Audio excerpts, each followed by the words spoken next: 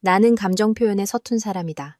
아내 서연과 결혼한 지 3년이 넘었지만 그녀에게 꽃을 사준 기억은 결혼식 날 단 한 번뿐이다.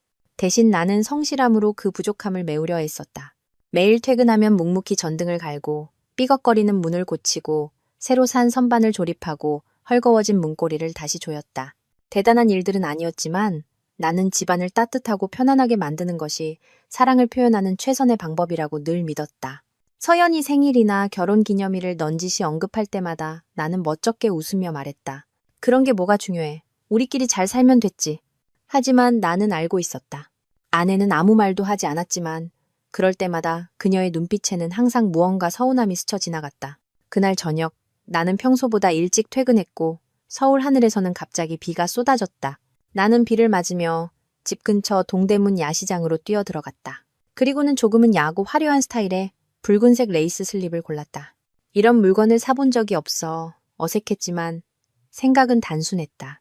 여자라면 누구나 예쁜 것, 그리고 깜짝 선물을 좋아하지 않을까.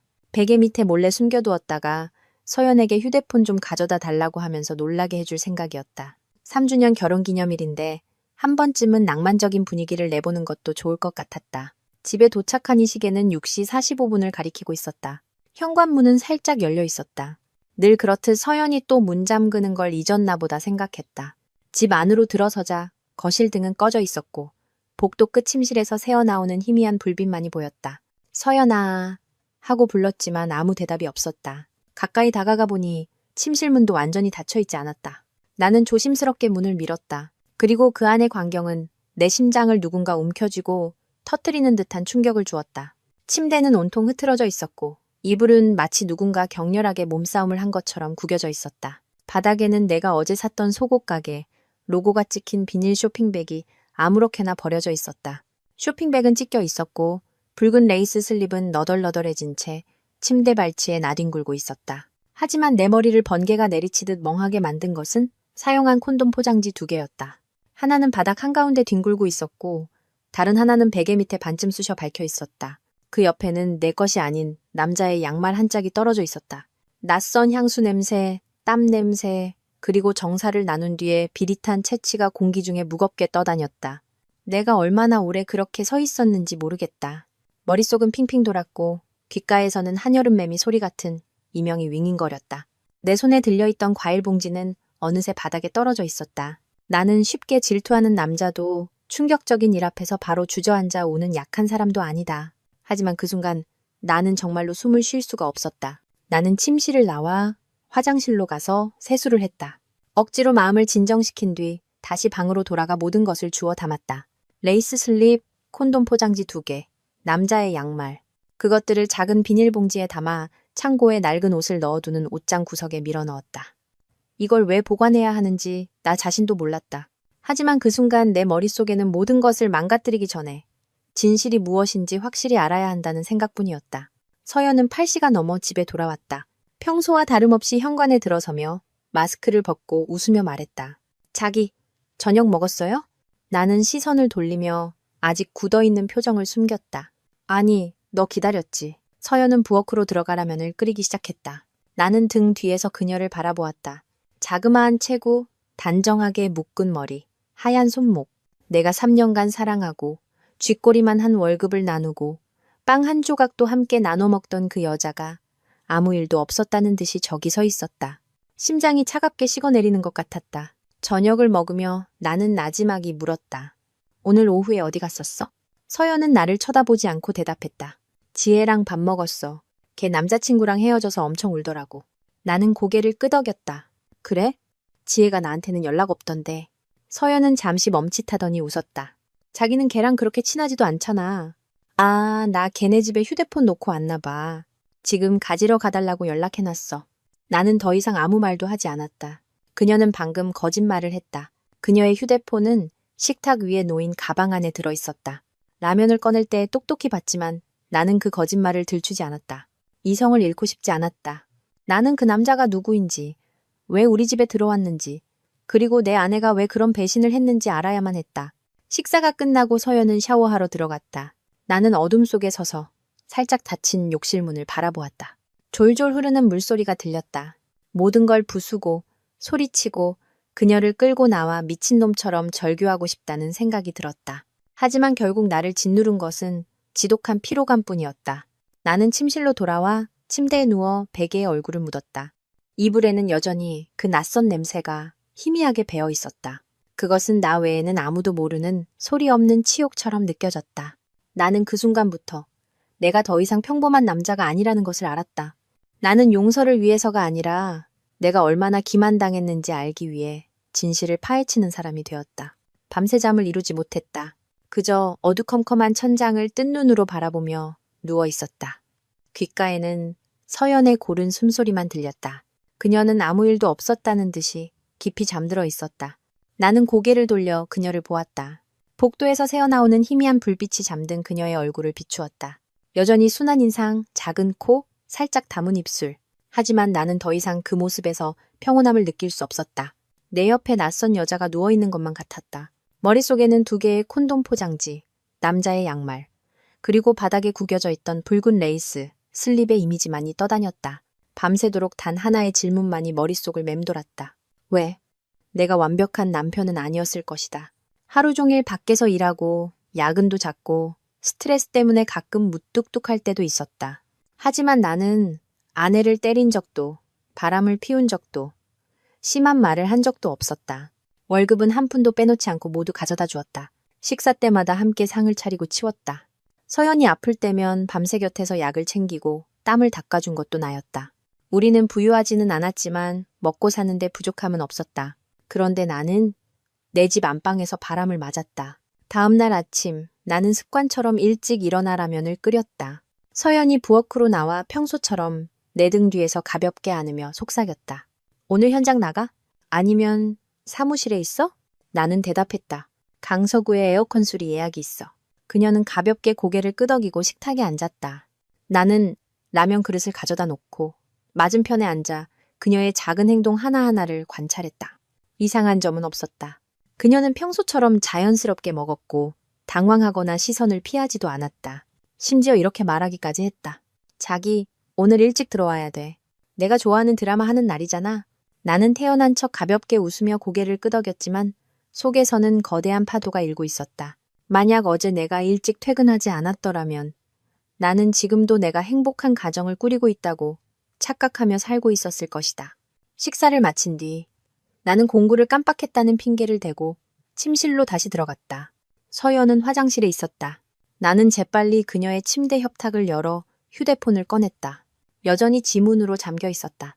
나는 어젯밤의 증거들을 찍어둔 내 휴대폰으로 그녀의 휴대폰을 다시 한번 찍어 증거를 남기고 원래 자리에 그대로 두었다. 집을 나와 나는 정보보안 업계에서 일하는 친구 민준에게 카카오톡 메시지를 보냈다. 시장 근처 단골 카페에서 만나기로 약속했다. 민준은 나를 보자마자 인상을 찌푸렸다.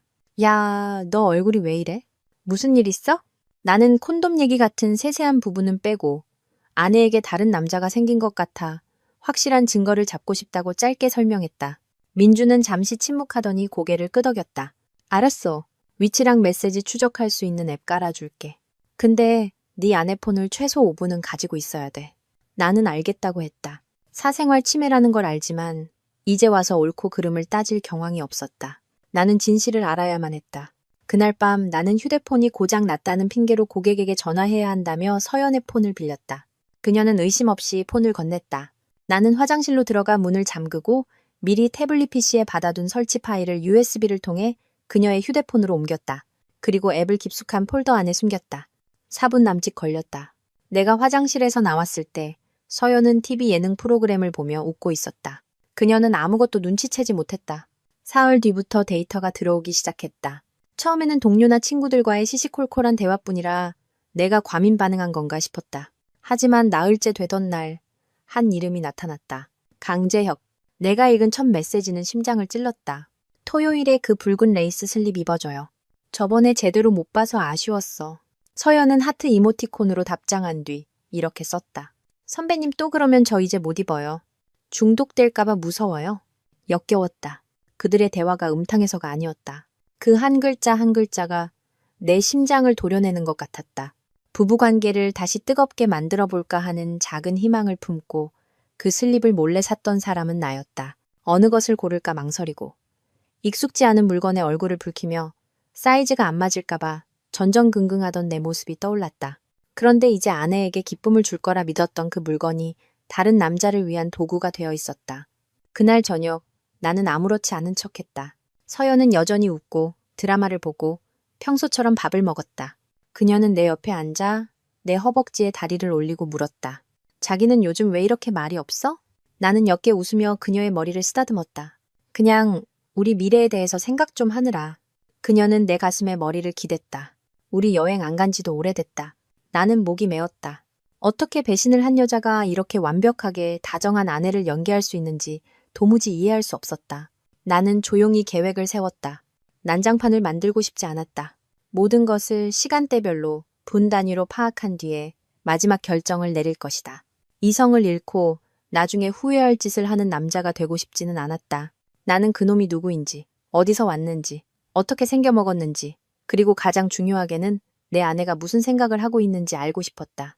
다음 날 저녁, 서연은 친구 지혜와 약속이 있다고 했다. 나는 고개를 끄덕이고 그녀보다 5분 먼저 차를 몰고 나갔다.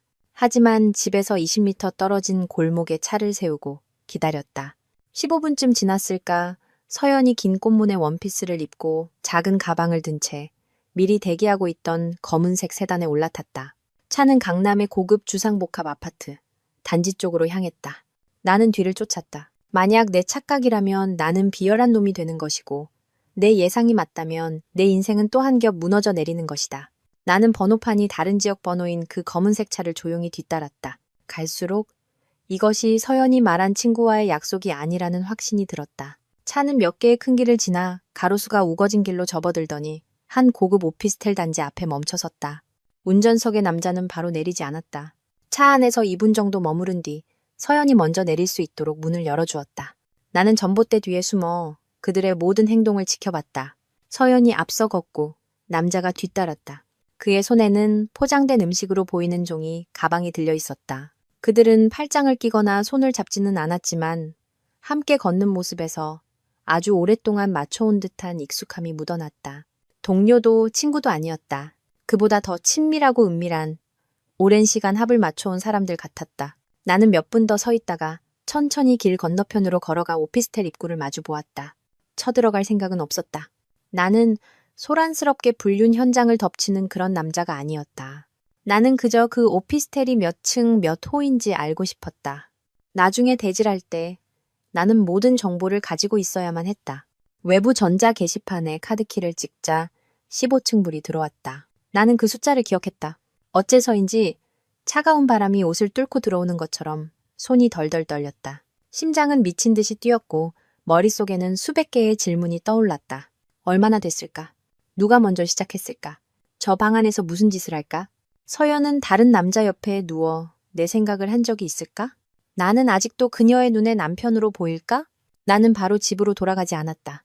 자정이 가까워질 때까지 거리를 헤매다 길거리 포장마차에 들어가 아이스 아메리카노 한 잔을 시켰지만 아무 맛도 느껴지지 않았다. 추적 앱에서 새로운 메시지 알림이 떴다. 에이, 서연 씨가 먼저 씻을래요? 아니면 내가 물 받아줄까요? 나는 더 이상 읽지 않았다. 그 뒤에 이어질 메시지들을 보면 미쳐버릴 것 같았다. 나는 빽빽한 차들 사이에서 마치 투명 인간이 된 것처럼 외롭게 앉아 있었다. 방금 아내가 15층 아파트에서 다른 남자와 놀아나고 있다는 사실을 알게 된 남편. 그리고 주변의 그 누구도 이 사실을 알지 못했다. 집에 돌아오니 서연은 이미 잠들어 있었다. 그녀는 벽을 향해 돌아 누워 있었고 꽃무늬 원피스는 의자에 걸려 있었다. 머리카락에서는 낯선 향수 냄새가 희미하게 풍겼다. 나는 침대 가장자리에 앉아 오랫동안 그녀의 등을 바라보았다. 깨워서 따지고 싶었지만 결국 그만두었다. 약해서가 아니었다. 만약 서연이 배신했다면 그녀는 부인하거나 변명할 것이고 최악의 경우엔 모든 잘못을 내게 돌릴 것이라는 걸 알았기 때문이다. 나는 아직 준비되지 않은 상태에서 그런 말들을 듣고 싶지 않았다. 나는 시간이 더 필요했다. 이 일이 얼마나 깊은지, 그리고 강재혁이라는 그 남자가 도대체 누구인지 알아야만 했다. 다음 날 아침, 나는 서연의 카카오스토리 친구 목록을 열어 강재혁을 검색했다. 의심스러운 결과는 없었다. 나는 그녀가 3년 전부터 올렸던 회사 송년회나 회식 사진들을 뒤지기 시작했다. 그리고 그를 발견했다. 40대쯤으로 보이는 각진 얼굴에 키가 큰 남자.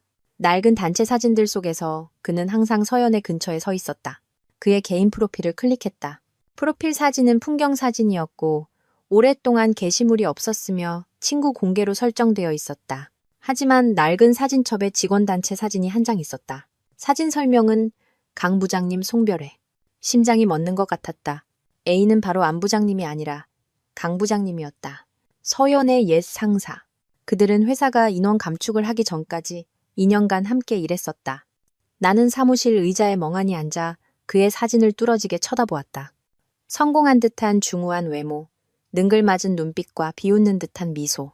저런 부류의 남자가 유부녀를 유혹하려 마음먹는다면 방법은 얼마든지 있을 것이다.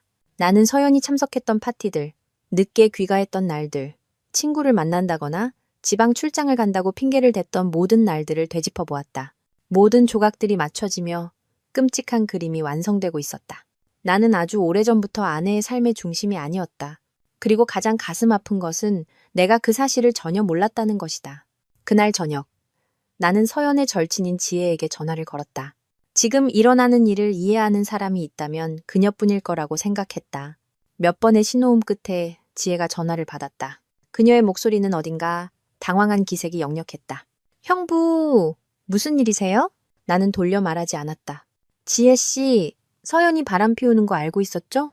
지혜는 침묵했다. 내가 말을 이었다. 서연이 제일 친한 친구잖아요. 양심이 조금이라도 있으면 사실대로 말해줘요. 잠시 후 지혜가 한숨을 내쉬었다. 형부가 거기까지 아셨다니. 더는 못 숨기겠네요. 나는 아무 말도 할 수 없었다. 지혜는 서연과 재혁이 4개월 전 옛 회사 송년회에서 제외했다고 말했다. 처음에는 그냥 옛 동료들을 만나고 일 얘기를 나누는 정도였지만 그 후 재혁이 적극적으로 연락하며 커피를 마시자고 했다. 서연은 몇 번 거절하다 결국 승낙했고 그 후로는 더 이상 거절하지 않았다. 그녀는 지혜를 만나러 간다. 동창회에 간다. 영화를 보러 간다고 거짓말을 하기 시작했다. 그리고 지혜에게 재혁은 자신을 다시 여자로 느끼게 해준다고 털어놓았다. 나는 말을 끊지 않고 손에 쥔 휴대폰을 꽉 쥐었다. 지혜는 슬픈 목소리로 말했다. 제가 그만두라고 충고했어요. 형부는 이런 배신을 당할 사람이 아니라고요. 그런데 언니가 멈출 수가 없대요.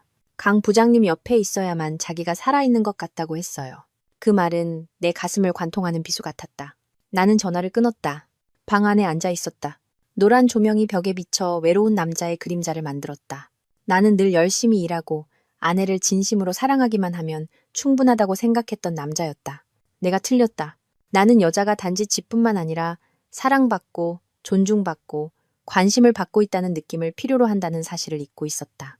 그리고 내가 그 막연한 미래를 위해 바쁘게 사는 동안 내 아내는 다른 남자에게서 그 느낌을 찾고 있었다. 내가 그 방에서 얼마나 오랫동안 미동도 없이 앉아 있었는지 기억나지 않는다. 지혜와 통화를 끊은 후 나는 그저 눈앞에 허공을 응시했다. 머릿속은 갈기갈기 찢긴 땅처럼 황폐했다. 낡은 필름처럼 옛 기억들이 떠올랐다.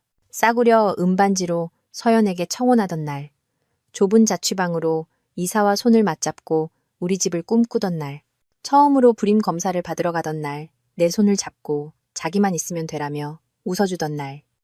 이제 바로 그 손, 그 입술, 내 모든 피로를 잊게 해주던 그 눈빛이 내가 아닌 다른 남자에게 향해 있었다. 그날 밤 서연은 늦게 돌아왔다.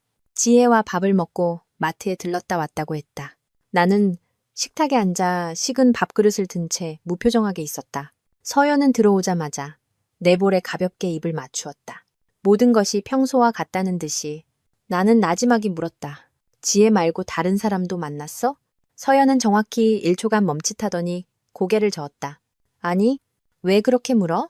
나는 그녀의 눈을 똑바로 쳐다보았다. 오늘 네가 입은 원피스, 파티 갈 때만 입는 거잖아. 그녀는 웃으며 내 손을 잡았다. 지혜가 실현당했잖아. 기분 풀어주려고 예쁘게 입어줘야지. 여자들 마음을 남자가 어떻게 알겠어. 나는 고개를 끄덕였다. 믿어서가 아니라 이미 모든 것을 알고 있었기 때문이었다. 나는 더 이상 연기할 수 없었다. 그날 밤 서연이 잠든 후 나는 그녀의 휴대폰을 열어 재혁과의 카카오톡 대화를 다시 보았다. 그들은 사랑스러운 연인처럼 대화하고 있었다. 내 머리카락 향이 좋아. 오늘 나를 보는 내 눈빛 때문에 심장이 란이었어. 오늘 밤 늦게 들어가? 너를 더 오래 안고 싶은데. 서연은 내가 결혼 3년 동안 단 한 번도 들어보지 못한 달콤한 말들로 답장하고 있었다. 그 메시지들은 수백 개의 작은 칼날이 되어 내 가슴을 한 조각씩 아주 천천히, 하지만 참을 수 없이 고통스럽게 찔러댔다. 나는 마주하기로 결심했다. 매달리기 위해서가 아니라 진실을 똑바로 보기 위해서였다. 다음 날, 나는 평소보다 일찍 퇴근했다. 서연은 부엌에서 저녁을 준비하고 있었다. 나는 그녀를 식탁으로 불러 말했다. 진지하게 할 얘기가 있어. 서연은 걱정스러운 표정으로 돌아섰다. 무슨 일인데 그래? 나는 피하지 않고 그녀의 눈을 똑바로 응시했다. 당신이랑 강재혁 씨 일, 다 알아. 그녀는 숨을 멈췄다. 눈이 커졌지만 곧 빠르게 평정을 되찾으려 했었다. 무슨 소리 하는 거야? 강재혁이 누군데? 나는 헛웃음을 치며 휴대폰을 꺼냈다. 화면에는 전날 밤 그녀가 재혁의 오피스텔에서 나오는 사진이 떠 있었다. 흐트러진 옷차림, 상기된 얼굴, 헝클어진 머리. 서연의 얼굴이 새하얗게 질렸다. 나는 담담한 목소리로 말을 이었다. 영상도 있고 두 사람 카톡 대화 내용도 전부 가지고 있어. 서연은 숨을 헐떡이며 한 걸음 물러서더니 의자에 주저앉았다. 손으로는 식탁 모서리를 꽉 잡고 있었다. 나는 소리치거나 욕하지 않았다. 그저 침묵 속에서 그녀를 바라보았다. 서연은 얼굴을 감싸쥐고 가쁘게 숨을 몰아쉬었다. 둑이 터진 것처럼 눈물이 쏟아져 나왔다. 나는 그녀가 저렇게 우는 것을 본 적이 없었다. 그녀는 흐느끼며 말했다. 미안해. 나도 내가 왜 그랬는지 모르겠어. 그냥 너무 오랫동안 나 혼자 버려진 기분이었어.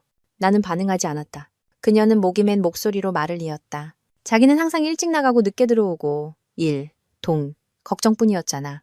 나는 집에서 혼자 투명인간이 된 것 같았어. 내가 말을 잘났다. 그래서 다른 남자랑 잤어? 관심받고 싶어서? 그녀는 울부짖으며 고개를 저었다. 그런 게 아니야. 처음에는 그냥 옛 동료 만나는 거였는데 그러다 일이 통제할 수 없게 됐어. 나는 차갑게 식은 마음으로 그 자리에 앉아 있었다. 아마도 이미 마음의 준비를 하고 있었기 때문일 것이다. 나는 내 앞에 있는 한때 내 세상의 전부였던 여자가 산산조각 나는 모습을 지켜보았다. 하지만 더 이상 분노가 치밀지 않았다. 다만 한 사람을 온 마음을 다해 사랑했지만 가장 노골적인 방식으로 배신당한 나 자신이 불쌍하게 느껴졌다. 나는 일어서며 말했다. 더 할 말 있어? 서연은 그저 울기만 했다. 나는 더 묻지 않고 방으로 들어가 문을 잠갔다. 그리고 베개에 얼굴을 파묻었다. 몇 년 만에 처음으로 나는 소리내어 울었다. 서연이 바람을 피워서가 아니라 이제는 붙잡을 것이 아무것도 남지 않았다는 사실 때문에. 다음 날 아침, 서연은 짐을 쌌다. 생각할 시간이 필요하다고 했다. 나는 말리지 않았다. 그녀는 캐리어를 끌고 문을 나섰다. 눈은 퉁퉁 부어 있었다. 나는 집 안에 서서 골목 끝으로 사라지는 그녀의 뒷모습을 지켜보았다. 집은 무서울 정도로 고요해졌다. 나는 소파에 앉아 1시간 동안 아무것도 하지 않았다. 불도 켜지 않고 에어컨도 켜지 않았다. 머릿속에는 단 하나의 질문만이 맴돌았다. 내가 이런 일을 당할 만한 사람이었나? 그날 오후부터 나는 그림자처럼 살기 시작했다. 퇴근해도 문 앞에서 기다려주는 사람이 없었고 저녁 식사는 늘 혼자였다. 서연의 물건들은 그대로 남아있었다. 그녀가 쓰던 샴푸, 만화 캐릭터가 그려진 컵, 우리 두 사람의 이름이 수놓아진 얇은 이불. 모든 것이 제자리에 있었지만 사람만 없었다. 나는 마치 죽은 사람의 집을 지키는 사람 같았다. 서연이 얼마나 오래 떠나 있을지, 다시 돌아올지 아닐지도 몰랐다. 하지만 만약 그녀가 돌아와서 납득할 만한 이유를 대지 못한다면 나 역시 그녀를 용서할 힘이 없다는 것을 알았다. 그날 밤 나는 휴대폰을 열어 서연과 재혁의 카카오톡 대화방을 다시 열었다. 어제 이후로 새로운 메시지는 없었다. 나는 옛 사진들을 열어보았다. 결혼사진, 신혼여행 사진, 가난했던 시절 길거리 포장마차에서 처음으로 함께 밥을 먹던 사진. 나는 한 장 한 장 사진을 들여다보았다. 어느새 눈물이 흘러내렸다. 한 사람을 사랑하는 것은 은행에 돈을 예금하는 것과 같았다. 그냥 그곳에 두면 안전할 거라고 확인할 필요도 의심할 필요도 없다고 생각했다. 하지만 단 한 번 시스템이 뚫리면 모든 것을 잃게 되는 것이었다. 서연이 떠난 지 사흘 후 지혜에게서 전화가 왔다. 처음에는 받지 않으려 했지만 늦게나마 진실을 알려준 사람이 그녀라는 사실을 떠올렸다. 수학이 넘어 지혜의 목소리는 무겁게 가라앉아 있었다. 형부, 제가 드릴 말씀이 있어요. 이건 형부가 아셔야 할 것 같아서요. 나는 아무 말 없이 기다렸다. 지혜는 길게 한숨을 내쉬더니 망설이며 말했다. 서연 언니, 형부가 생각하는 것처럼 단순히 강 부장님한테 넘어간 게 아니에요. 나는 미간을 찌푸리며 침묵했다. 지혜가 말을 이었다. 사실 제가 두 사람 일을 가장 먼저 알게 된 사람이에요. 언니가 그러는데 두 사람이 처음 재회했을 때 강 부장님은 서두르지 않았대요. 아무도 눈치채지 못하게 결핍감을 만들어내는 방법을 아주 잘 아는 사람이었다고. 나는 휴대폰을 꽉 쥐며 으르렁거렸다. 그게 무슨 소리야? 지혜는 머뭇거리다 말했다. 사랑한다고 말하지도 바로 스킨십을 하지도 않았대요. 대신 서연 언니를 비오는 날의 여동생처럼 대하면서 사소한 것 하나하나 챙겨주고 언니가 했던 말을 전부 기억해줬대요. 언니가 그 사람을 만나고 오면 눈이 반짝반짝 빛났어요. 제가 경고했지만 언니는 아무도 자기를 그렇게 중요한 사람으로 느끼게 해준 적이 없었다고 했어요. 나는 비뚤어진 씁쓸한 미소를 지었다. 결국 내가 아내에게 주지 못한 것은 물질도 미래도 아니었다. 단지 관심받고 있다는 느낌이었다. 나는 전화를 끊었다. 마음이 실타래처럼 엉켰다. 서연이 불쌍해서가 아니었다. 나 자신을 의심하기 시작했기 때문이었다. 나는 정말 내가 함께 사는 여자를 이해하고 있었을까? 아니면 나는 그저 그녀에게 집과 밥, 단조로운 일상을 제공하고 그것으로 충분하다고 생각했던 걸까? 그날 밤 나는 뜬 눈으로 밤을 새웠다. 다음 날 아침 나는 그 남자를 찾아가기로 결심했다. 더 이상 가만히 앉아 있을 수 없었다. 직접 만나서 따지지 않으면 미쳐버릴 것 같았다. 나는 재혁이 자주 드나들던 내가 서연을 미행했던 날의 그 오피스텔 주소를 다시 확인했다. 사진, 메시지, 영상을 담은 서류 봉투를 준비했다. 법적인 증거로 쓰기 위해서가 아니었다. 그의 눈을 똑바로 보고 묻고 싶었다.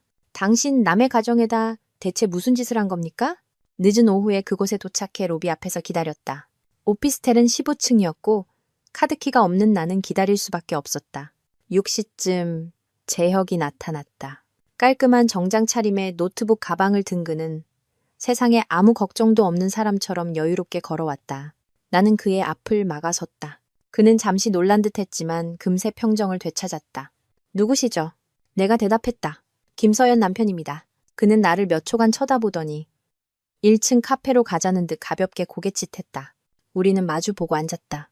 나는 서류 봉투를 테이블 위에 놓고 그에게 밀었다. 재혁은 봉투를 열어 훑어보더니 다시 닫았다. 그는 가볍게 한숨을 쉬었다. 여기까지 뭐 하러 오셨습니까? 따지러 오셨습니까? 아니면 사과라도 받으러 오셨습니까? 나는 그의 눈을 똑바로 쳐다보며 또박또박 말했다. 나는 그냥 알고 싶을 뿐입니다. 당신은 돈, 지위, 경험, 모든 걸 다 가졌는데 왜 남의 아내를 훔칩니까? 그는 의자의 등을 기대고 팔짱을 끼며 비웃었다. 내가 훔친 게 아닙니다. 서연 씨가 먼저 나를 찾아왔지. 나는 목소리를 높였다. 서연이 탓으로 돌리지 마. 재혁은 고개를 갸웃했다. 그의 눈빛은 차가웠다. 자기 집에서 외로운 여자의 심정이 어떤 건지 압니까? 당신 아내가 얼마나 오랫동안 제대로 된 스킨십도, 칭찬도, 경청도 받지 못했는지 압니까? 매일 밤 벽을 보고 누워 스스로를 그림자처럼 느끼는 기분을 아시냐고요. 나는 할 말을 잃었다. 그가 한 말 때문이 아니라 그 말이 사실이라는 것을 알고 있었기 때문이었다. 재혁은 천천히 말을 이었다. 나는 서연 씨를 사랑하지 않습니다. 하지만 그녀가 안쓰러웠고 그녀에게 무엇이 필요한지 알았죠. 자신만 희생하면 다 된다고 착각하는 남편은 절대 볼 수 없는 것들 말입니다. 나는 일어서서 주먹을 꽉 쥐었다. 하지만 이내 힘을 풀었다. 때려봤자 속이 시원해질 것 같지 않았다. 나는 그를 마지막으로 한번 쳐다보며 말했다. 내가 얼마나 형편없는 남편이었는지 알려줘서 고맙습니다. 그리고 나는 서류 봉투를 테이블에 남겨둔 채 돌아섰다. 카페를 나와 근처 공원으로 가 벤치에 앉았다. 태어나서 처음으로 완벽하게 패배했다는 기분이 들었다. 나는 귀 기울여주지 않아서 졌다. 다른 남자가 내 아내를 나보다 더 잘 챙겨주게 만들어서 졌다. 서연이 나를 부를 때마다 바쁘다는 핑계로 외면했던 그 서운한 눈빛을 알아채지 못할 만큼 무심해서 졌다.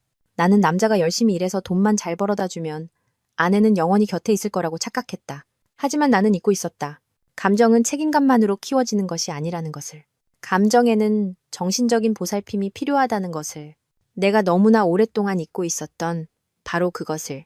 그날 밤 집에 돌아와 옷장을 열었다. 구겨졌던 붉은 레이스 슬립을 꺼내 깨끗하게 손빨래해서 베란다에 널었다. 간직하고 싶어서가 아니었다. 매일 그것을 보며 스스로에게 상기시키고 싶었다. 한번 상처 입은 사랑은 침묵만으로는 절대 아물 수 없다고. 며칠 후에도 나는 꾸준히 출근했지만 넋 나간 사람처럼 지냈다. 모든 일은 반사적으로 처리했고 흥미나 동기는 전혀 느껴지지 않았다. 직장 동료들이 무슨 일 있냐고 물었지만 그저 웃어넘길 뿐이었다. 유일하게 사정을 아는 민준이 골목 어귀 카페로 나를 불러냈다. 내 앞에 커피를 내려놓으며 똑바로 쳐다봤다. 너 계속 이렇게 살 거냐? 나는 길게 한숨을 내쉬었다. 나도 모르겠다, 민준아. 무언가를 잃어버렸는데 영원히 다시 찾을 수 없을 것 같은 기분이야. 민준은 턱을 괜 채 잠시 침묵하더니 천천히 말했다. 너한테도 어느 정도 책임이 있다고 생각해 본 적은 없어? 나는 화내거나 반박하지 않고 고개를 끄덕였다. 이미 오래전부터 알고 있었지만 인정할 용기가 없었을 뿐이다. 저녁에 추적 앱의 녹음 파일을 다시 열었다. 서연은 내가 대질한 이후로 재혁과 더 이상 연락하지 않았지만 2주 전에 저장된 음성 녹음 파일이 하나 남아 있었다. 재혁의 낮고 소유욕 가득한 목소리가 들렸다. 계속 내 곁에 있었으면 좋겠어. 다 버리고 자기 감정에 솔직해져. 네, 남편 걱정은 이제 그만해. 그 사람 같은 사람은 절대 널 이해 못해. 서연은 녹음 파일 속에서 침묵했다. 긴 한숨 소리만 들렸다. 잠시 후 거의 속삭임에 가까운 작은 목소리가 들렸다. 그렇게 말하지 마세요. 나 그 사람한테 내 청춘을 빚졌어요. 나는 헤드폰을 낀 채 앉아 있었지만 마음은 혼란스러웠다. 내 마음 아주 작은 한 구석에서는 서연이 나를 완전히 떠난 것은 아닐 거라고 믿고 싶었다. 다음날 아침 나는 서연을 미행했던 그 15층 오피스텔로 다시 가보기로 결심했다. 위로 올라가지는 않고 마치 돌아올 기억을 기다리는 길 잃은 사람처럼 앞 공원 벤치에 앉아 있었다. 시원한 바람, 맑은 하늘, 나무십 사이로 비치는 햇살이 나를 조롱하는 것 같았다. 내가 무엇을 기다리는지 나 자신도 몰랐다. 서연이 나오기를, 혹은 아는 얼굴이 나타나기를, 아니면 모든 것이 내가 생각하는 것만큼 최악은 아니라고 믿을 만한 이유를 찾고 있었는지도 모른다. 하지만 아무 일도 일어나지 않았다. 낯선 여자들이 오가고 경비원들이 순찰을 돌고 술에 끄는 소리만 삐걱거릴 뿐이었다. 세상은 계속 흘러가는데 나만 빠져나올 수 없는 한순간에 갇혀 있었다. 그날 저녁 설거지를 하고 있는데 초인종이 울렸다. 처음에는 이웃인 줄 알았지만 문을 열자 내 앞에 서 있는 것은 서연이었다. 눈에 띄게 수척해진 모습이었다. 머리는 높게 물고 헐렁한 셔츠와 청바지를 입고 있었다. 화장기 없는 얼굴, 익숙한 향수 냄새도 없었다. 붉게 충혈된 눈과 가방끈을 잡은 채 가늘게 떨리는 손만이 보였다. 나는 아무 말 없이 안으로 비켜서 문을 열어주었다. 서연은 집 안으로 들어와 한참을 서 있다가 나를 돌아보며 작게 물었다. 아직도 그 붉은 옷 빨아서 걸어둬요? 나는 고개를 끄덕였다. 서연은 슬프게 웃었다. 자기가 그걸 빨았을 줄은 몰랐어. 버렸을 거라고 생각했는데. 나는 그녀를 바라보며 낮은 목소리로 말했다. 절대 잊지 말아야 할 일이 있다는 걸 기억하려고 간직하고 있어. 서연은 소파에 앉아 모든 것이 익숙하면서도 낯선 듯 집안을 둘러보았다. 그녀는 울지도 사과하지도 변명하지도 않았다. 잠시 후 그녀는 가방에서 서류 봉투 하나를 꺼내 테이블 위에 올려놓았다. 이거 제 재검사 결과예요. 나는 미간을 찌푸렸다. 서연이 말을 이었다. 다시 검사받았어요. 의사 선생님이 예전에 중절 수술했을 때 자궁경부가 손상돼서 임신 가능성이 거의 없대요. 나는 그 자리에 얼어붙었다. 그녀는 끊어질 듯한 숨을 내쉬며 말했다. 그때 제 역시 아이였어요. 같은 회사 다닐 때 그 사람은 유부남이었는데도 저한테 계속 접근했어요. 제가 어리석어서 임신했다가 소문날까봐 무서워서 혼자 가서 수술했어요. 아무한테도 자기한테도 말 못했어요. 나는 그녀의 맞은편에 앉았다. 머릿속이 아찔했다. 서연은 눈물이 가득한 눈으로 나를 보았다. 나중에 자기랑 결혼하고 나는 항상 두려움 속에 살았어. 자기가 알게 될까봐, 나를 경멸할까봐 무서웠어. 당신 아이를 낳아주지 못할까봐, 당신 아내가 될 자격이 없다고 생각해서 무서웠어. 나는 또 다른 소용돌이에 빠진 기분이었다. 더 이상 육체적인 배신의 문제가 아니었다. 그것은 내가 단 한 번도 알지 못했던 과거로부터 질질 끌려온 골마 터진 상처였다. 내가 물었다. 그런데 왜 다시 강재혁을 만난 거야? 서연은 씁쓸하게 웃었다. 마음이 약해서요. 내가 쓸모없는 여자라고 느껴질 때 바로 그 순간에 그 사람이 나타났으니까. 그 사람이 젊었을 때를 떠올리게 했고, 그리고 내가 너무 이기적이었어요. 그녀는 손으로 얼굴을 가린 채 울음을 터뜨렸다. 용서해달라고 바라지 않아요. 그냥 전부 말해서 당신이 잘못한 게 아니라 처음부터 끝까지 내가 잘못했다는 걸 알려주고 싶었어요. 나는 멍하니 앉아 있었다. 지난 며칠간 찾아 헤맸던 대답들이 이제 와서 내가 봤던 그 어떤 이미지보다 더 노골적이고 고통스럽게 다가왔다. 서연은 변명하려 하지 않았다. 약속하지도 매달리지도 않았다. 그저 자신의 죄를 인정한 죄인처럼 모든 것을 털어놓았다. 나는 무슨 말을 해야 할지 몰랐다. 용서, 처벌, 포기, 완료. 모든 감정이 머릿속에서 뒤엉켜 실마리를 찾을 수 없었다. 서연이 일어섰다. 고개를 숙이며 말했다. 갈게요. 나한테 더 이상 여기 머무를 자격이 없다는 거 알아요. 그녀는 돌아서서 문으로 향했다. 하지만 그녀의 손이 문고리에 닿는 순간 나도 모르게 그녀를 불렀다. 서연아. 그녀가 멈춰섰다. 내가 작게 말했다. 나도 시간이 필요해.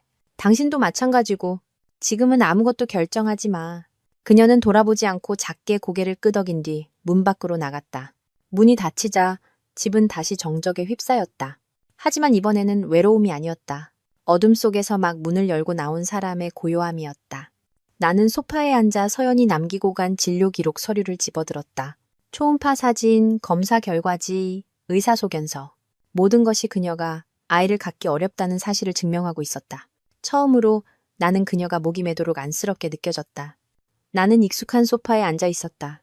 노란 조명이 벽에 비쳐 갈 길을 잃은 한 남자의 위태로운 그림자를 만들고 있었다. 테이블 위에는 서연의 진료 기록 서류가 펼쳐져 있었고 내 손의 땀으로 검은 글씨들이 번져 있었다. 자궁 경부 손상, 자연 임신 가능성 거의 없음. 나는 그 문장을 외울 때까지 읽고 또 읽었다. 분노, 고통, 그리고 예상치 못했던 연민이 파도처럼 밀려왔다. 내가 사랑했고 함께 가정을 꾸리고 아이들을 낳는 꿈을 꾸었던 그 여자가 말 못할 상처를 혼자 품고 살아왔던 것이다. 몇 년 동안 내게 단 한마디도 꺼내지 못한 채. 그날 밤 나는 잠들지 못하고 동이 틀 때까지 앉아 있었다. 만약 처음부터 이 사실을 알았다면 나는 어떻게 반응했을까? 여전히 그녀와 결혼하고 싶었을까? 괜찮아. 아이가 있든 없든 상관없어. 라고 말할 만큼 너그러웠을까? 나도 모르겠다. 아마 그 시절에 나는 더 젊고 성급하고 완벽한 미래에 대한 기대로 가득 차 있었을 것이다. 하지만 모든 것을 겪은 지금 나는 차라리 더 일찍 알았더라면 단 한 번이라도 그녀를 더 빨리 감싸줄 수 있었을 텐데 하는 생각만 들었다. 다음 날 아침 나는 서연이 갔던 병원을 찾아갔다. 의심해서가 아니라 그녀가 처한 상황을 온전히 이해하고 싶었기 때문이었다. 중년의 여의사는 모든 것을 확인해 주었다. 과거 중절 수술로 인한 손상이 심해 자궁경부에 흉터 조직이 생겼고 현재 자연 임신은 불가능하다는 것이었다. 나는 상담실에 멍하니 앉아 칼날처럼 가슴을 파고드는 말들을 들었다. 의사가 조심스럽게 물었다. 남편분이시죠? 나는 고개를 끄덕였다. 그녀는 천천히 말했다. 사적인 일에 관여할 순 없지만 아내분께서 남편분을 아주 많이 사랑하시는 것 같았어요. 혼자 조용히 와서 검사받고 결과가 나온 뒤에 한참을 우셨어요. 그러면서 남편을 잃을까봐 두렵다고 하셨습니다. 나는 고개를 숙였다. 눈시울이 뜨거워졌다. 나를 배신한 그 여자는 아이를 낳아주지 못해 버림받을까봐 두려워하고 있었다. 그녀는 잘못했지만 완전히 나쁜 사람은 아니었다. 잘못된 방식으로 사랑했지만 나에 대한 감정이 아예 없었던 것도 아니었다. 병원을 나와 나는 집으로 가지 않았다. 재혁이 자주 드나든다는 서연의 옛 회사 근처 카페로 차를 몰았다. 그를 다시 한번 만나야 했다. 이번에는 따지기 위해서가 아니라 모든 것을 끝내기 위해서였다. 카페는 한산했다. 나는 창가 자리에 앉았다. 잠시 후 재혁이 들어왔다. 그는 나를 보고 잠시 멈칫하더니 내 맞은편 자리에 와서 앉았다. 나는 먼저 입을 열었다. 싸우러 온 거 아닙니다. 제 말 한 번만 들어주시고 그 뒤로는 다시는 보지 맙시다. 재혁은 고개를 끄덕였다. 나는 그의 눈을 똑바로 보며 또박또박 말했다. 서연이가 당신을 사랑했을 수도, 마음이 약했을 수도, 잘못했을 수도 있습니다. 하지만 당신도 가정이 있었던 사람입니다. 남의 관계에 끼어드는 게 어떤 건지 누구보다 잘 알 텐데 그런데도 그런 짓을 했습니다. 당신이 서연이를 진심으로 사랑했는지 아닌지는 관심 없습니다. 하지만 이제부터 당신이 서연이 인생에 나타날 이유는 더 이상 없습니다. 재혁은 잠시 침묵하더니 비웃었다. 서연 씨가 당신한테 돌아갈 거라고 생각합니까? 내가 답했다. 확신은 못합니다. 하지만 한 가지는 확실합니다. 다시 한번 내 눈에 띄면 지금처럼 참지는 않을 겁니다. 재혁은 일어서며 가볍게 말했다. 그 여자, 행복할 자격이 있는 사람입니다. 당신 자신이나 돌아보시죠. 그는 나를 남겨두고 떠났다. 나는 그의 말 속에 진실이 있다는 것을 알았다. 서연만 잘못한 게 아니었다. 나도 온전히 옳았던 것은 아니었다. 우리 사랑에는 이미 균열이 있었고 다른 사람이 끼어들자 모든 것이 산산조각 났을 뿐이다. 그날 저녁 서연이 남기고 간 진료 기록을 다시 읽고 있는데 전화가 울렸다. 서연이었다. 자기야. 나 집 앞인데. 나는 달려나가 문을 열었다. 그녀는 눈물 범벅이 된 채 배를 움켜쥐고 서 있었다. 너무 아파. 예전에 먹었던 약 부작용인가 봐. 의사 선생님이 합병증 올 수 있다고 했는데. 나는 정신없이 그녀를 병원으로 데려갔다. 택시 안에서 그녀는 내 어깨에 기대어 떨리는 손으로 내 손을 잡았다. 나는 아무 말 없이 그녀의 손을 더 꽉 잡았다. 상처받고 마음이 갈기갈기 찢겼지만 나는 여전히 이 여자를 놓을 수 없다는 것을 깨달았다. 생사가 오가는 그 순간 모든 분노와 배신감, 원망이 사라졌다. 그녀가 살아만 있다면, 내 곁에만 있어준다면 모든 어려움을 함께 헤쳐나갈 희망이 있을 거라는 생각뿐이었다. 서연은 응급실로 들어갔다. 나는 복도에 앉아 의사와 간호사들이 바쁘게 오가는 모습을 보며 시간 가는 줄도 몰랐다. 잠시 후 의사가 나와 말했다. 조금만 늦었으면 위험했습니다. 과거 후유증으로 인한 출혈인데 당분간 절대 안정이 필요합니다. 나는 안도의 한숨을 내쉬었다. 병실 문으로 다가가 유리창 너머를 보았다. 창백한 얼굴이었지만 숨소리는 한결 편안해 보였다. 나는 유리에 손을 대고 마음속으로 속삭였다. 집에 가자. 서연아. 사흘 뒤 나는 퇴원한 서연을 집으로 데려왔다. 현관에 들어선 그녀는 잠시 멈춰서서 아주 오랫동안 떠나 있었던 것처럼 집안을 둘러보았다. 나는 말없이 먼저 들어가 창문을 열고 물을 한 잔 따라 테이블에 놓았다. 서연은 소파에 조용히 앉았다. 우리 사이에는 언제 끊어질지 모르는 가느다란 실 같은 침묵이 흘렀다. 이번의 귀가는 온전한 회복이 아니라 부서진 조각들을 돌아보기 위한 작은 한 걸음이라는 것을 알았다. 균열은 여전히 그곳에 있었다. 그날 밤 내가 뒤뜰에서 빨래를 널고 있는데 서연이 다가왔다. 그녀는 내 등 뒤에서 한참을 서 있다가 입을 열었다. 그날 그 봉투 아직 가지고 있어요? 나는 고개를 끄덕였다. 창고에 있어. 아무것도 버리지 않았어. 서연은 입술을 깨물었다. 다시 한번 볼 수 있을까? 나는 그녀를 창고로 데려가 낡은 철제 캐비닛을 열었다. 그 안에는 회색 비닐봉지가 그대로 있었다. 그녀는 마치 잘못된 기억의 조각들을 하나씩 맞추는 사람처럼 조심스럽게 봉투를 열었다. 그 안에는 붉은 레이스 슬립, 내가 따로 담아둔 2개의 콘돔 포장지, 그리고 낯선 남자의 회색 양말이 있었다. 서연은 그것들을 하나씩 보며 소리 없이 눈물을 흘렸다. 미안해. 내가 저지른 짓들을 이렇게 직접 마주하게 될 날이 올 줄은 몰랐어. 그녀는 눈물을 닦고 모든 것을 다시 정리했다. 레이스 슬립을 곱게 접고 비닐봉지를 다시 묶어 작은 상자에 담았다. 이건 내가 가질게. 내가 얼마나 큰 잘못을 저질렀는지 잊지 않기 위해서. 나는 고개를 끄덕였다. 그 순간 그녀는 더 이상 나를 배신한 여자가 아니었다. 너무 깊은 구렁텅이에 빠졌다가 다시 일어서려 애쓰는 한 인간으로 보였다. 자신의 잘못을 피하지도 남 탓을 하지도 울며 용서를 구하지도 않는 그녀의 모습에 나는 가슴이 아프면서도 존중심이 들었다. 일주일 후 나는 서연을 데리고 호숫가 카페로 갔다. 우리가 연애 초기에 자주 갔던 곳이었다. 시원한 바람, 따스한 햇살이 마치 낡은 기억을 새로 고침해주는 것 같았다. 우리는 한참을 말없이 앉아 있었다. 서연이 먼저 물었다. 자기는 이제 어떻게 할 생각이야? 나는 그녀의 눈을 보며 대답했다. 아직 아무 결정도 못했어. 다만 아직 모든 걸 잊을 수는 없어. 서연은 고개를 숙였다. 알아. 용서해달라고 바라지 않아. 그냥 내가 그랬던 게 자기를 사랑하지 않아서가 아니라 내가 아이를 낳을 수 없다는 걸 알면 자기가 날 더 이상 사랑하지 않을까봐 너무 두려워서 그랬다는 것만 알아줬으면 해. 내가 말을 끊었다. 나는 그 사실 때문에 아팠지만 네가 그 사실을 알고도 내가 네 곁에 머물러 줄 사람이라고 믿지 않았다는 사실이 더 아팠어. 서연은 두 손에 얼굴을 묻고 울음을 터뜨렸다. 내가 그녀의 손 위에 내 손을 포겠다. 결혼 생활에서 가장 고통스러운 건 긴 침묵이야. 그리고 배우자가 아닌 다른 사람에게서 위로를 찾으려고 할 때 그 고통은 더 커지는 거고. 서연은 내 손을 꽉 잡았다. 내가 틀렸어. 정말 내가 다 틀렸어. 그날 이후 우리는 다시 한 집에서 살기 시작했다. 예전처럼 평온한 행복은 없었지만 더 이상 서로를 피하는 낯선 사람도 아니었다. 나는 아직 서연과 한 침대에서 자지 않았다. 그녀는 거실에서, 나는 안방에서 잤다. 우리는 꼭 필요한 대화만 나누었지만 적어도 서로를 피하지는 않았다. 나는 매일 그녀가 묵묵히 집을 청소하고 밥을 짓고 빨래를 개는 모습을 지켜보았다.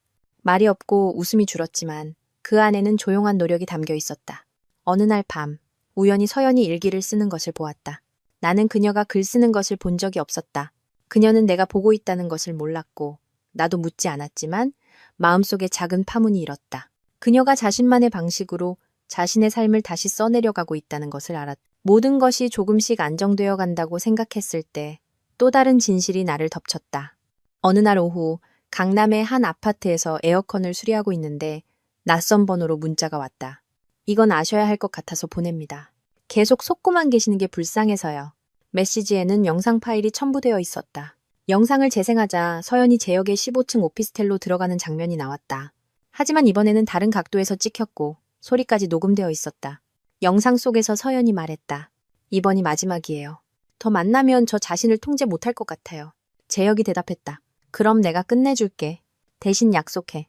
밝힌 후 그 자식이 또 널 힘들게 하면 다시 나한테 돌아온다고. 서연은 침묵했다. 동의도 거절도 하지 않았다.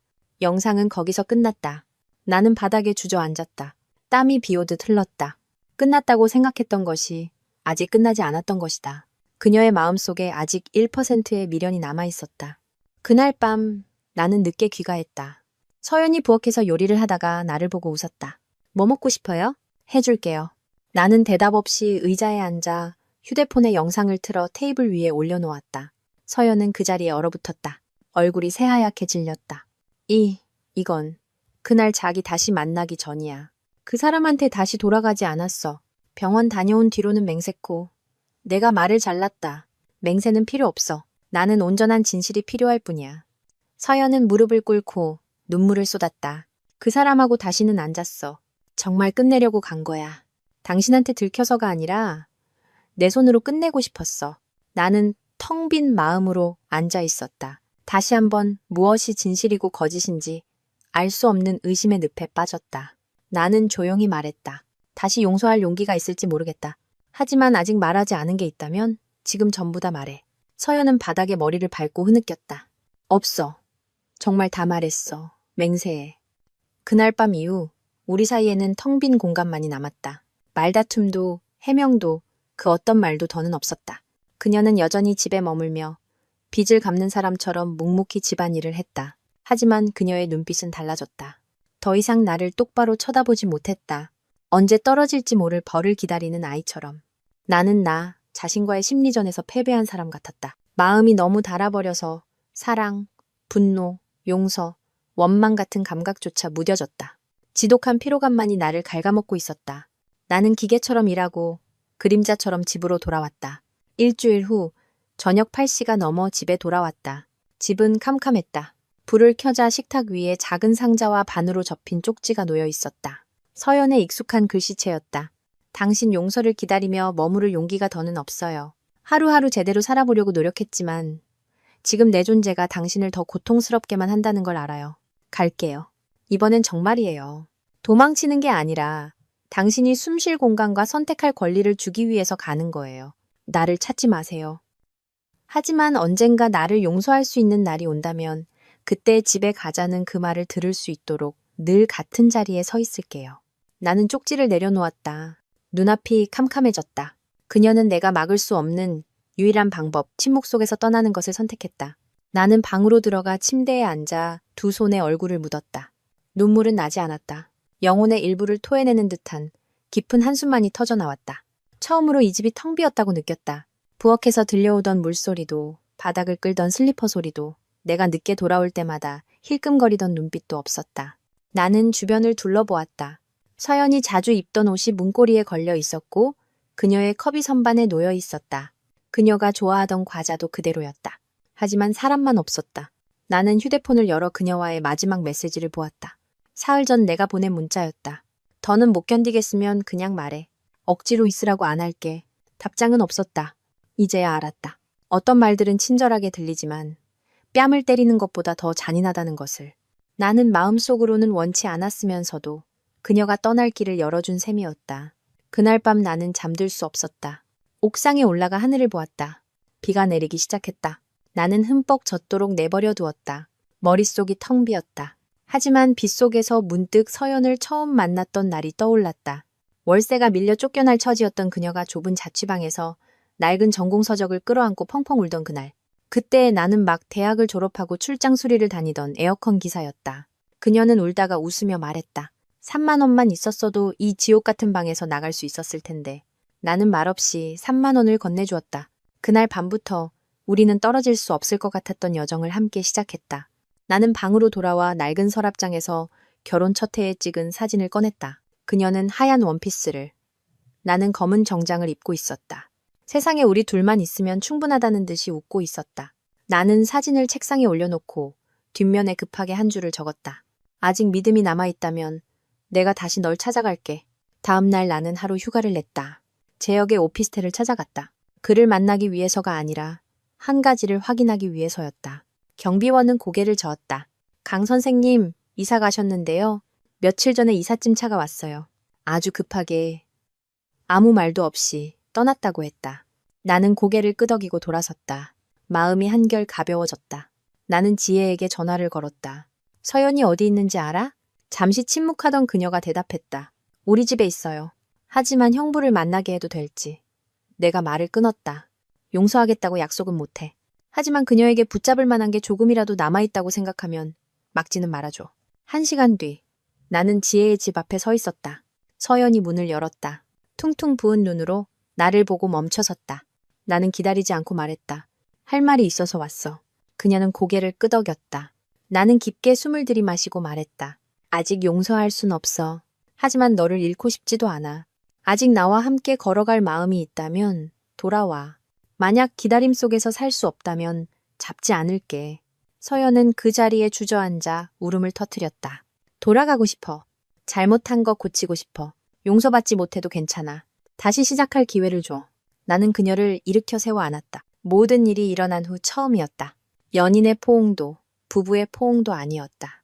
거대한 폭풍을 함께 지나온 두 사람이 상처투성이인 채로도 서로의 곁에 남기로 선택한 사람들의 포옹이었다. 그날 이후 우리는 다시 예전의 집으로 돌아왔다. 모든 것이 그대로였지만 우리는 변해 있었다. 우리는 상처를 피하는 대신 마주하고 이야기하고 때로는 아파하며 함께 서 있는 법을 배우기 시작했다. 처음 몇 달은 쉽지 않았다. 한밤중에 잠에서 깨어 등을 돌리고 누운 서연을 보면 과거의 기억들이 불쑥 떠올라 나를 괴롭혔다. 하지만 나는 눈을 감고 스스로에게 되뇌었다. 용서하기로 했다면 내려놓는 법도 배워야 한다고. 용서는 있는 것이 아니라 기억과 함께 살아가는 법을 배우는 것이라고. 서연은 집 근처 작은 꽃집에서 일을 시작했다. 그녀는 느리게 살고 싶다고 했다. 꽃 한 송이가 피는 것을 볼 수 있을 만큼, 자신이 너무 빨리 살다가 무엇을 잃었는지 기억할 수 있을 만큼. 나는 그녀를 응원했다. 매일 저녁 퇴근길에 그녀를 데리러 갔다. 꽃다발을 묶으며 손님과 웃고 이야기하는 그녀를 보면 내 마음도 한결 가벼워졌다. 어느 날 서연이 서류 봉투를 들고 와 말했다. 우리 입양해볼까? 나는 그녀를 바라보았다. 그녀가 말했다. 누군가를 대체하기 위해서가 아니라 우리가 매일 더 나은 사람으로 살아가야 할 이유를 만들고 싶어서. 우리는 함께 입양 절차를 알아보기 시작했다. 모든 것은 함께였다. 6개월 후 우리는 이웃 도시의 보육원에서 2살배기 여자아이를 소개받았다. 아이를 처음 만난 날, 서연은 아이를 품에 안고 참았던 눈물을 터뜨렸다. 아이는 서연의 목을 감싸 안고 웅얼거렸다. 엄마, 나는 그 뒤에 서서 새로운 장이 시작되고 있음을 느꼈다. 우리는 아이의 이름을 하나라고 지었다. 모든 폭풍이 지나간 뒤 찾아올 평온을 위한 기도처럼. 하나는 금세 우리에게 익숙해졌다. 내가 퇴근하면 현관으로 달려나와 아빠 왔다 하고 외치는 하나를 보면 하루의 피로가 모두 사라졌다. 어느 날 저녁 서연이 하나를 재우는 모습을 문 밖에서 조용히 지켜보았다. 그녀는 침대 가장자리에 앉아 아이의 등을 토닥이며 나지막이 자장가를 불러주고 있었다. 그 모습이 어찌나 평화로운지. 만약 언젠가 내가 죽는 날이 온다 해도 한 사람을 사랑하고 용서하고 다시 시작할 용기를 냈다는 사실만으로 만족할 수 있을 것 같았다. 나는 거실로 돌아와 결혼 사진을 꺼내 선반 중앙에 놓았다. 그 옆에는 얼마 전 교회로 나들이 가서 찍은 우리 세 사람의 사진을 놓았다. 사진 속에서 나는 하나를 안고 있었고 서연은 내 팔짱을 끼고 있었다. 우리 셋은 모두 웃고 있었다. 완벽한 미소는 아니었지만 수많은 상실 끝에 찾아낸 진짜 미소였다. 아마도 인생이란 누구에게나 어두운 길, 실수, 그리고 도저히 용서할 수 없을 것 같은 배신을 겪게 하는 것인지도 모른다. 하지만 여전히 사랑하고, 곁에 머물고, 서로를 위해 노력하고 싶다면 치유되지 않을 상처는 없다. 용서는 상대방의 잘못을 없애주지는 않지만 나 자신을 자유롭게 한다. 나는 이 이야기를 누군가에게 배신을 받아들이라고 혹은 잘못을 정당화하라고 하는 것이 아니다. 다만 만약 당신이 누군가를 진정으로 사랑한다면 그 사람이 사라진 뒤에야 깨닫지 말라고 말하고 싶다. 그리고 만약 그 사람이 잘못을 뉘우치고 돌아올 용기를 냈다면 그 사람과 당신 자신에게 마지막 기회를 한번 주라고 말하고 싶다.